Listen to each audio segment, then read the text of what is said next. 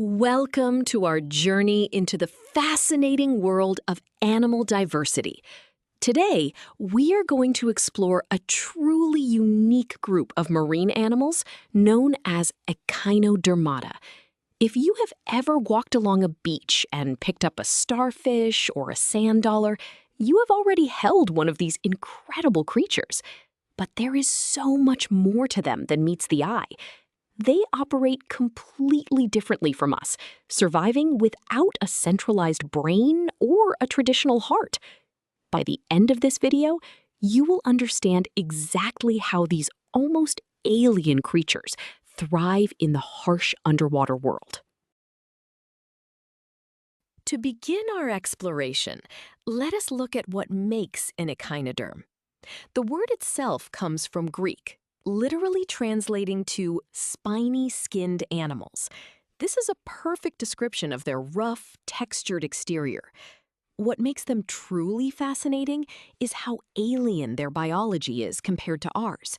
They do not have a distinct head, they lack a centralized brain, and they do not even have a traditional heart pumping blood.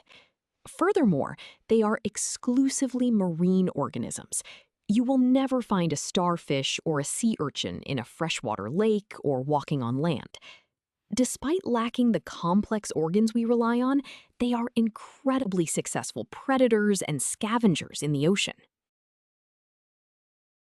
Now that we know what they are, let us examine how their bodies are built. A defining feature of the phylum Echinodermata is their calcareous endoskeleton.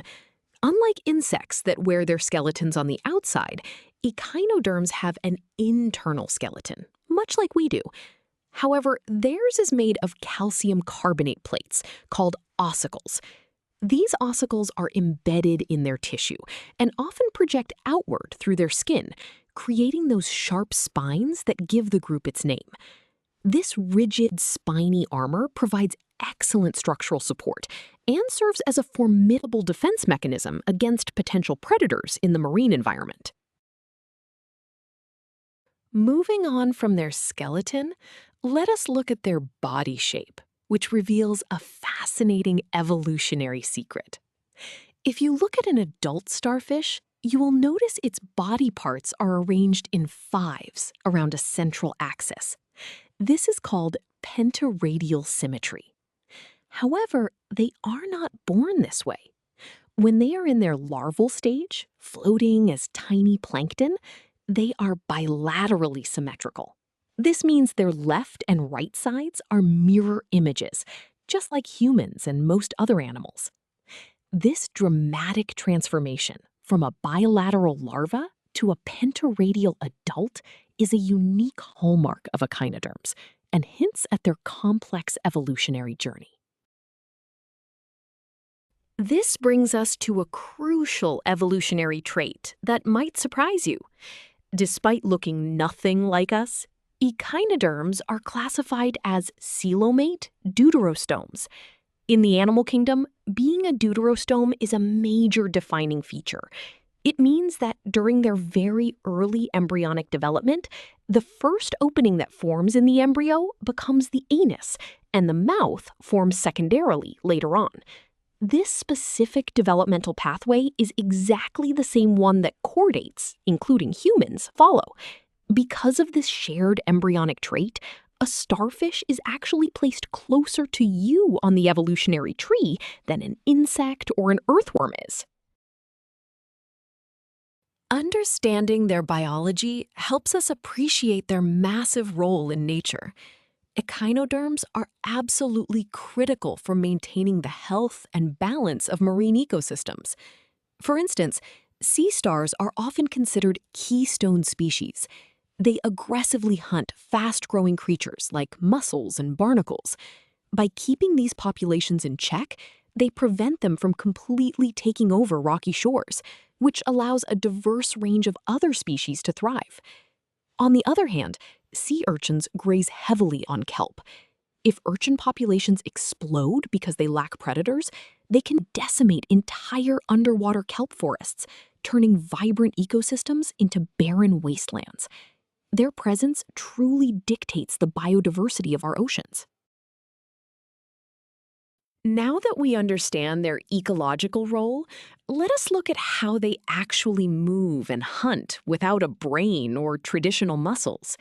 The secret lies in their most remarkable adaptation, the water vascular system. This is a complex internal hydraulic network.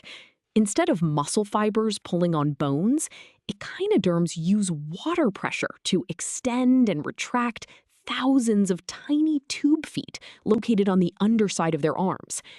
Inside their bodies, small bulb-like structures called ampullae contract, forcing water into the tube feet. This creates hydrostatic pressure, generating a surprisingly powerful mechanical force that allows them to crawl, grip rocks, and even pry open prey.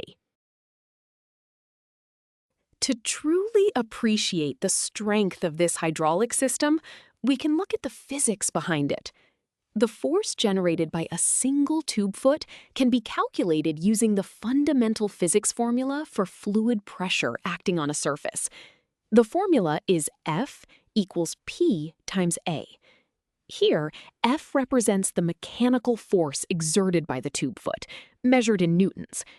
P stands for the hydrostatic pressure generated inside the ampulla, measured in pascals. And A represents the cross-sectional area of the tube foot suction cup, measured in square meters.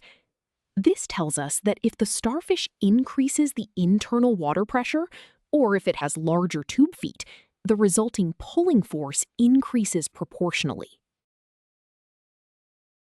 Let us see this formula in action with a concrete example. Imagine a sea star trying to attach itself to a rock to avoid being swept away by a strong ocean current. We are given that the internal hydrostatic pressure generated by one of its ampullae is 2,000 pascals. The circular suction cup of the tube foot has a cross-sectional area of 0.00005 square meters. We need to calculate the force exerted by this single foot. We choose our hydraulic pressure formula, F equals P times A, because it directly relates pressure and area to force. By substituting our given values, we multiply 2,000 by 0.00005. This gives us a final answer of 0.1 newtons. While this seems small to us, it is a significant grip for a tiny biological structure. Now that we know the force of one tube foot, we must ask, how does a starfish open a clam? A starfish relies on the synchronized effort of hundreds of these feet working together. To find the total force, we use a simple scaling formula. F total equals N times F single. Here, F total represents the combined force exerted on the prey. The variable N stands for the total number of tube feet being actively used. Finally, F single represents the pulling force of just one individual tube foot. Because all the feet pull in the same general direction, their individual forces simply add up. This perfectly illustrates how biological systems use sheer numbers to overcome individual weakness, scaling up linearly to achieve incredible feats of strength. Let us apply this scaling formula to a real predatory attack. A hungry starfish wraps its arms around a tightly closed clam. It uses 800 of its tube feet simultaneously. We're given that each individual tube foot in this scenario exerts a pulling force of 0.15 newtons. We need to determine the total pulling force applied to the clam. We use our collective force formula, substituting 800 for N and 0.15 for F single. Multiplying these together gives us a final total force of 120 newtons.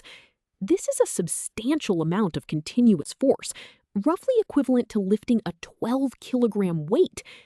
Because the starfish sustains this hydraulic pull tirelessly, the clam's muscles eventually fatigue, allowing the starfish to feed. To visualize everything we have just calculated, let us look at this anatomical diagram of the starfish's water vascular system. At the top center, you can see a structure labeled the madreporite. This is the sieve plate where ocean water enters the system. The water flows into a central ring and down the radial canals extending into each arm. Notice the small bulb-like structures lining these canals. These are the ampullae we discussed earlier. When these ampullae squeeze, they force water down into the structures labeled tube foot, extending them outward. You can also clearly see the outer armor labeled calcareous endoskeleton, showing how the rigid ossicles protect this delicate hydraulic machinery inside. This diagram beautifully ties together their unique anatomy and physics. We have covered a lot of ground today, so let us summarize the most important ideas. First, we learned that echinoderms are a highly specialized group of marine animals defined by their spiny, calcareous endoskeleton. Second, we discovered their unique evolutionary traits, including their transformation into pentaradial symmetry as adults and their status as deuterostomes, which links them closely to our own evolutionary lineage. Finally, we explored the mechanics of their water vascular system, proving mathematically how they use hydraulic pressure and the combined force of hundreds of tube feet to overpower their prey. You now have a solid scientific foundation for understanding how these incredible spiny-skinned creatures thrive in the world's oceans. Great job!